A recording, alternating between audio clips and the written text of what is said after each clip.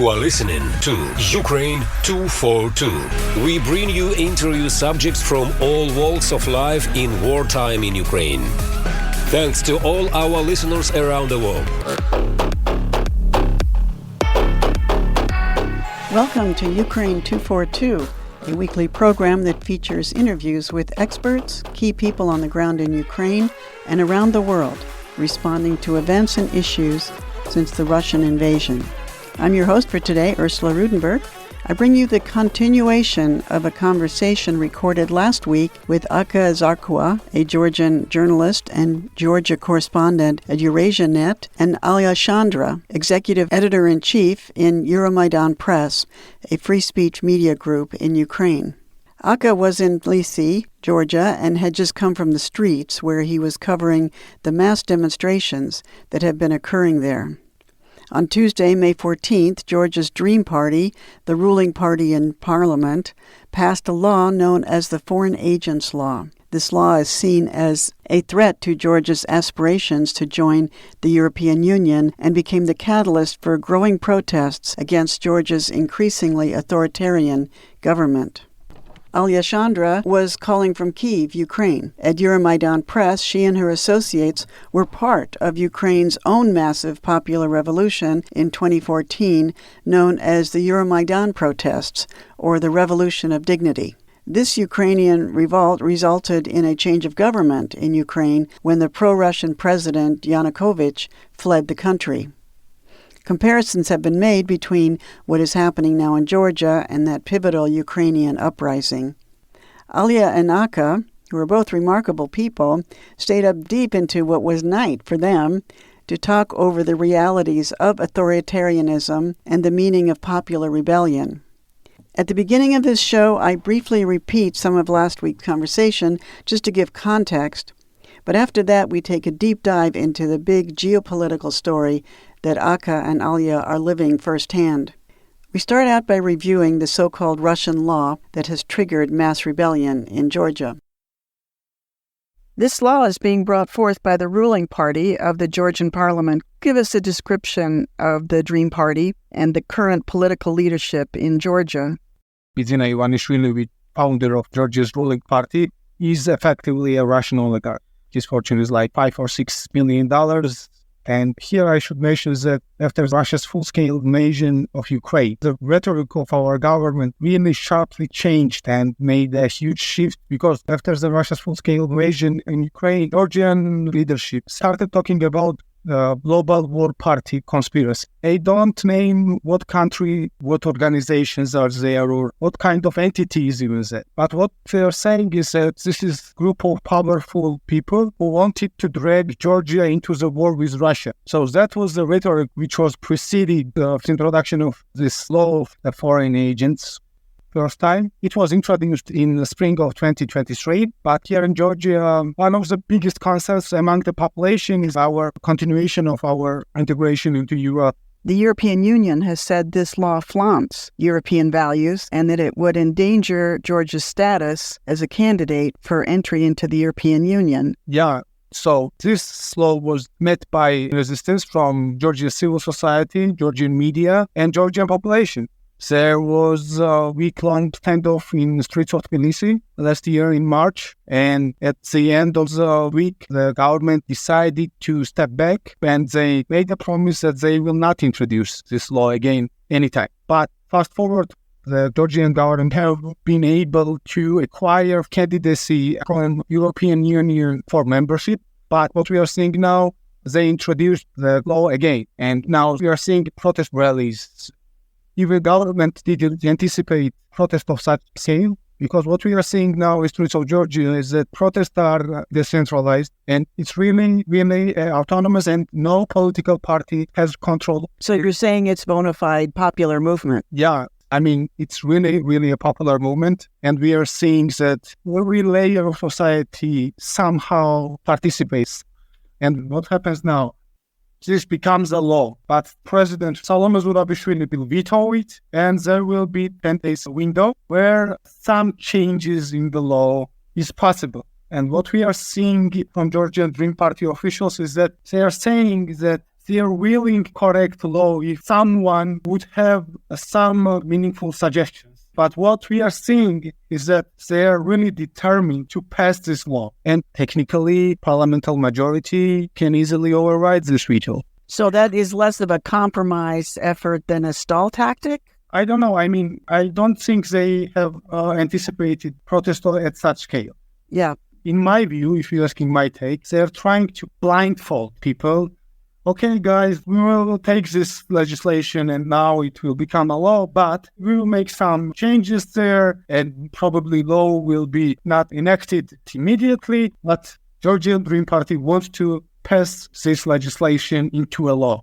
Yeah, I think it's important to note here the law itself, because we've been speaking a lot about growing authoritarianism. And Aka mentioned that the law that Ivanishvili is introducing, it's not only foreign policy law. So Aka, this law is about civil society, right? It's about the livelihood of civil society organizations. So why is civil society seen as such a danger to Russia and this authoritarian power? It's a last chapter of resistance, which Ivanishvili doesn't control right now. So that's a problem for him. He has control over everything, nearly 100%. And his interest with Putin coincides here. And what men with power want is more power, I guess. And when he was forced to revoke it, first introduction of the law, it was perceived by Ivanishvili, I guess, as a personal defeat. Imagine that you are a guy who controls everything. You control everything from your palace by just voice messages to your subordinates. And you are the richest man in the country. And I mean, you introduce this new law, and from nowhere you have this organized, really strong resistance, and you are forced to revoke your new law. I think it was perceived by him as a personal defeat and as a personal insult. He have no control over these chunks of society, and in his mind, something needs to be done. And now he sees this situation as the most important period of time. In my understanding, he really believes that the West will lose in this geopolitical conflict with Russia, that Russia will prevail in this conflict in Ukraine. And this is as a problem, because if I'm not able to introduce and pass the laws I want, how can I be sure that my role is stable for a long period of time? Yeah, so he wants to be on the right side of the fence. Yeah, what he said in his rally was that West is behind all the troubles in Georgia's recent history. He is more afraid of Vladimir Putin than of the White House. And that's the real danger of Georgia, because yes, he wants to get rid of all this left resistance and make sure he can rule for many years to come.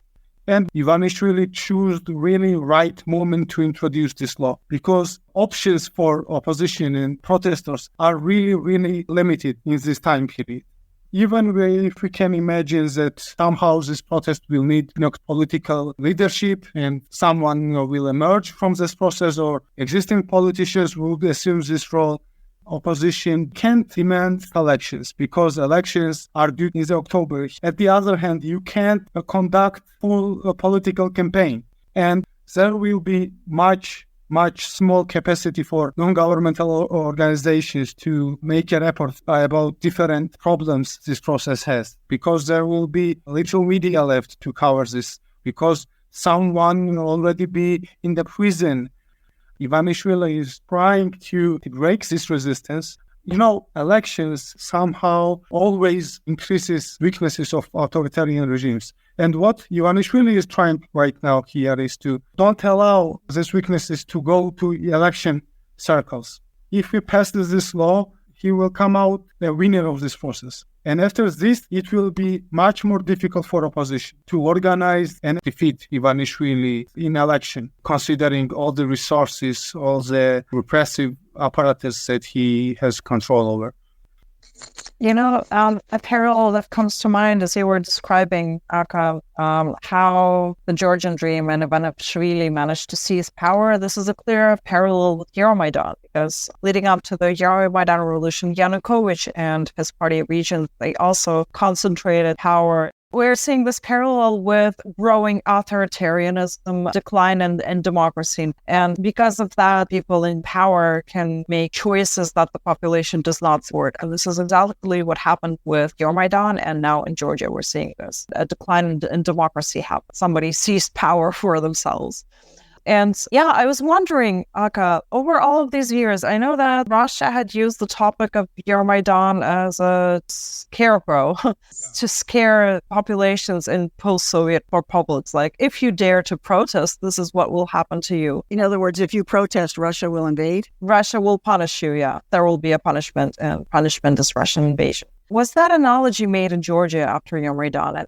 What is really, really alarming here is that Ivanishvili made a really big speech. And what he said was that Euromaidan protest was organized and executed by foreign agents in Ukraine, organized by foreign powers, meaning somewhere in the West. And what we saw in Ukraine was that destruction, killing of people becoming poorer and that kind of thing. And Maidan is not for Georgia. And he also said that Georgia is not Yanukovych's Ukraine, meaning he will not allow change of government through a popular protest movement. And what we are seeing is that they are really willing to escalate, because what we see in last 72 hours was that orchestrated campaign by Georgian Dream Party, shaming posters of different opposition figures and beat people up. Is there a perception that this Kremlin-style laws, that the Georgian parliament got instructions from Russia to pass this law? Well, it depends who you ask. But, it's not unimaginable to imagine a situation when Russia's government wants to impose. But again, if you look at the experience of Ukrainians, what was at stake for Putin at 2014? It wasn't Ukraine's membership in NATO. It wasn't Ukraine's membership in European Union. It was just a treaty with Europe. It was. It was about free trade and visa-free travel between Ukraine and the European Union. And still, as it turned out, it was yet another red line for Vladimir Putin. You come to a point when everything is a red line for Vladimir Putin until you cease to exist as an independent country. You have to be subservient. You have no right to conduct your own foreign policy. You also have no power to build an effective army. That's what we are seeing in Ukraine, in Georgia. It's the same towards all the other neighbors. It's not something new. It's not something only Putin said. Before Putin, Russia had a long history of aggressive wars in his neighborhood. And this popular talking point of NATO expansion is silly, because it's not even about Putin. It's about imperial culture. What we are seeing now is in Ukraine is a demolition of Russian empire. This dying empire is in agony, trying to somehow retain his influence. In Ukraine, it has this form of genocidal war. In Georgia, he has hybrid approach using media, puppets in the government, but it's the same process. Is Putin saying that Georgia is part of Russia the way he says Ukraine is part of Russia? Georgia had always some special place in this whole situation. So, Vladimir Putin propaganda is saying that Russians and Ukrainians are the same people. And what he means by that is that he is denying Ukrainians the right to exist. Towards Georgia, Russian propaganda is not behaving like this. Russia propaganda acknowledges that Georgia is a separate nation, separate culture, because Georgia is not a Slavic country. Russia is using this against Ukraine. What are Georgians ethnically? Caucasians, I guess, South Caucasians, and these cultural differences are there. It's also Georgia has this Georgian language. Russians are not saying that Georgian language is dialect of Russian, as they are saying towards Ukraine. I wanted also to underline this parallel. You mentioned that Georgia, over these last 10 years, did not do anything to build up its army. Ukraine also entered 2014 Euromaidan revolution with a very dilapidated army, and it basically had no resources at all to fend off Russian invasion and no resources to defend against the occupation of Crimea. And our sitting minister of defense at that time, he had Russian citizenship, actually, and all the other ministers of law enforcement agencies, they were also basically Russian stooges. They fled after Euromaidan. And it's part of this policy of disarming its neighbors, so they will be powerless to resist their eventual takeover by Russia.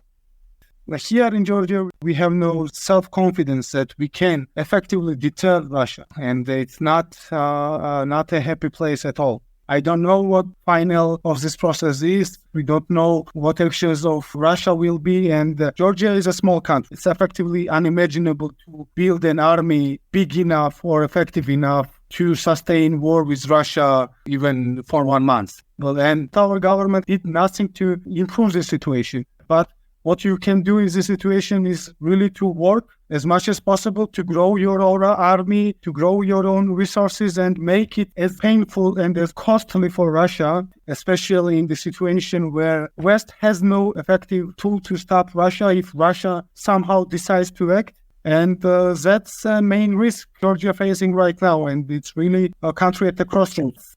Wow, it's a lot. Yeah. You're listening to Ukraine 242. I'm your host for this week, Ursula Ruedenberg, and I'm speaking with Aka Zarkua, a Georgian journalist and Georgia correspondent at Eurasianet, and Alya Shandra, executive editor-in-chief of Euromaidan Press, a free speech media group and online English-language newspaper in Ukraine. Aka has been reporting from the streets of Tbilisi, Georgia, where mass protests of historic size are underway against the so-called Russian law passed by the Georgian ruling party that is seen by many as a step from Western Europe towards colonization by Russia and another step towards authoritarian rule. Aka eloquently described the crossroads that he believes his country is at between Russian power and popular will for independence. What is it like to be at this crossroads for you and other individuals? It's an incredible situation to be in. You know, there is a popular internet meme in the last 2 years in Georgia when Ben Affleck goes out smoking cigarettes at the doorstep. And in Georgia, there was this writing on it meme, tired of being part of major historical process in my country's history. And that's in my lifetime. I was born in Sukhumi, which is a city in now occupied Abkhazia, occupied by Russia. And myself, I am a refugee. I was 12 years old when Rose Revolution happened. I was growing down in Batumi, where we had the rule of one of the Russian puppet regional in Georgia, and there was also regional revolution, and I was participating. And after that, I was participating in 2012 election, as many people of my age. But I come from heavily politicized family, and political things and interest in Russia was with me from really young age. And now what I feel is that this space is shrinking. The space really started to shrink after Russia's full-scale invasion in Ukraine. And the feeling I have right now is that we are going closer to this final frontier. We don't know how this war in Ukraine will end. And obviously, Georgia will be interrelated with this Ukraine issue. Because I know that there will be no problem solved of Georgia without this situation in Ukraine finishing. And it's really difficult, but I'm sure that Russia will not come out as a victor of this geopolitical conflict with the West and within Ukraine. I'm absolutely positive that I'm witnessing the dissolution of empire, trying to somehow get back on track, somehow be more strong. But I'm sure that this effort will not be successful. If you look empire's history and if you look about USSR history, USSR was much more strong than today is Russia. His border of influence was in East Berlin. And still, this empire dissolved and disappeared. And I'm sure that this will happen to the current imperial project. But meanwhile, the problem is that Ukrainians get killed in huge numbers. Their countries got destroyed in physical terms. And maybe it will be problems in Georgia in that way, or maybe Georgia will not be able to mount a physical armed resistance to Russia, but sure there will be some resistance, or some people like me with strong views and active people will have to go out from country. But for me, it's still really without question that if Ivanishvili decides to drag this country into Russia's orbit of influence, it just will be a huge tragedy, People will emigrate from Georgia. Georgia will lose all this independence. Russia will somehow again be weakened in coming decades. And we have to start this process all over again. And all the efforts by our previous generations, all the sacrifices we made will be somehow nullified. And that's a huge tragedy for our country. But in terms of longer perspective, I have no doubt in my heart that this war will end with the defeat of Russia and with the dissolvement of empire. And I guess Ukraine is a frontier when this process started. Ukraine was Vladimir Putin's first foreign defeat. Ukrainian people defied his expectations and Maidan happened. I have no doubts in my heart that this process will end in defeat of Russia in historical terms, but our life is at stake here, lives of Ukrainians, lives of Georgians. If Russia decides to move into Georgia, they will easily achieve their aims, whatever they are. It's a huge risk for Georgia, it's a huge risk for our country's history, and we are on the brink of losing decades of our efforts building independence. Maybe our generation will not be so lucky, but we are at the crossroads and we have to see how this process will evolve. Wow. Thank you, Aka, for speaking so frankly. Alya, this crossroads in Georgia, do people in Ukraine feel that it affects Ukraine?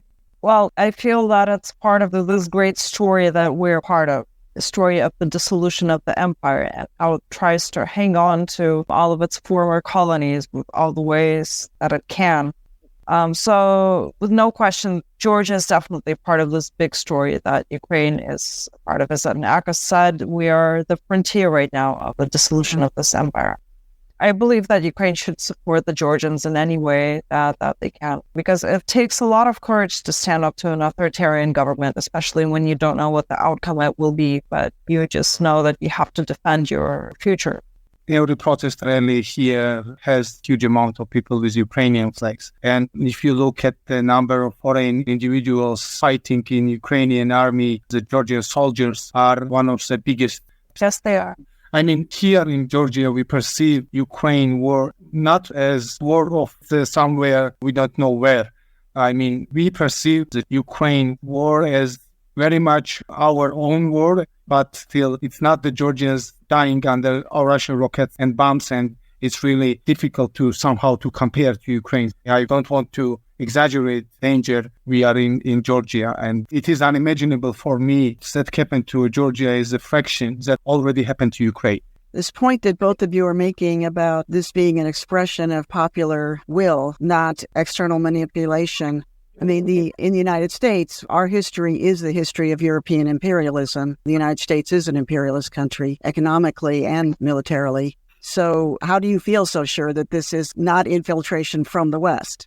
My perspective of United States is different from yours. I can understand it. Probably some of that is true to a degree, but if I'm speaking from Georgia's perspective, if we see United States as an empire, we see it as an empire of freedom, associated with dignified life, better life standards, with possibilities to speak your mind, to do whatever you want to do with your life, to follow your dream.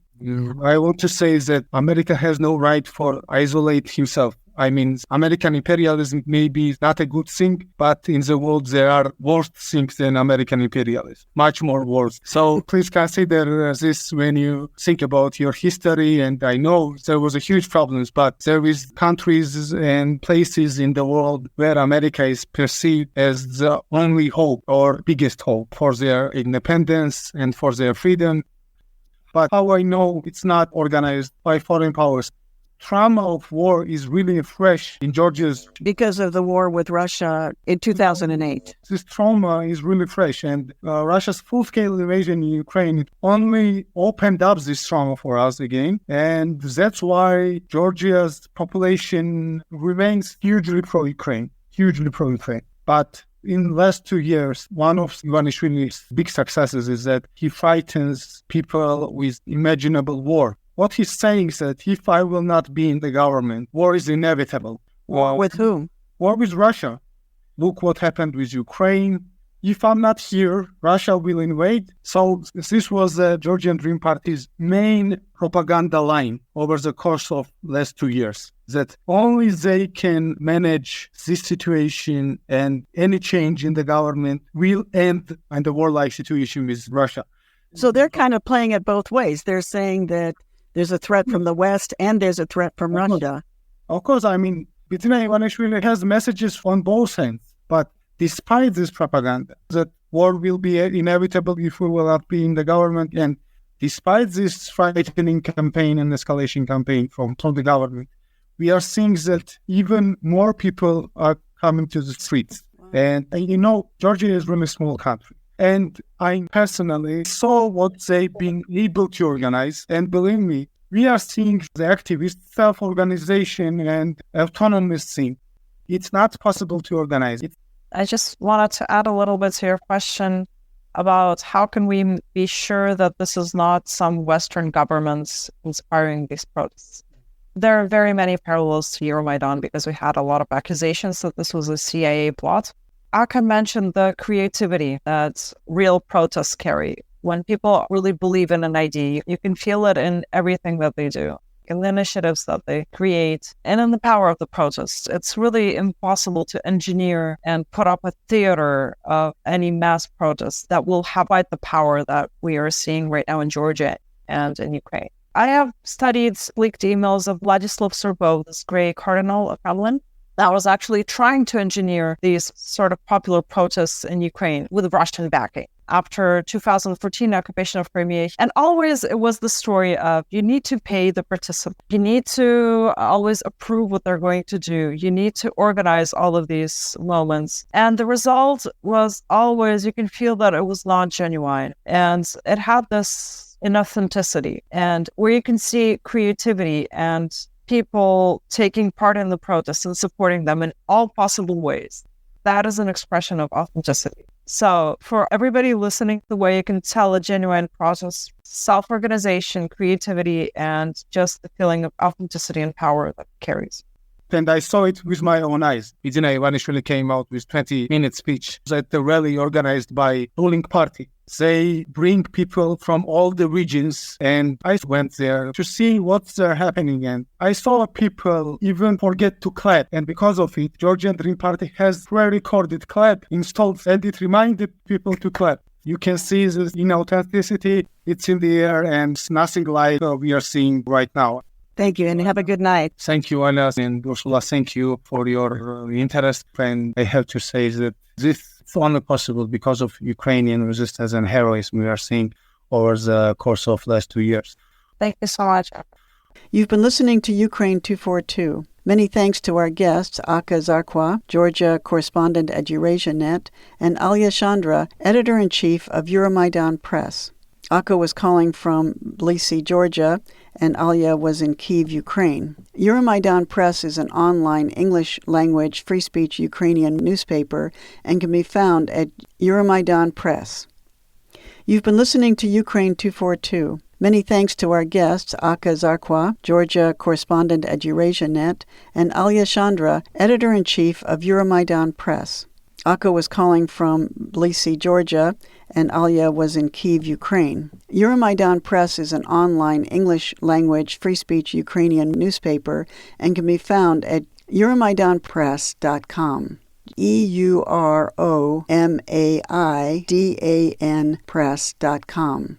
Aka's name is spelled Aka Zarkua, and if you Google that, it will take you to his article, Euromaidan Press online newspaper, called Rose Revolution to Russian Dream, Georgia at the Breaking Point with Pivotal Pro-EU Protests.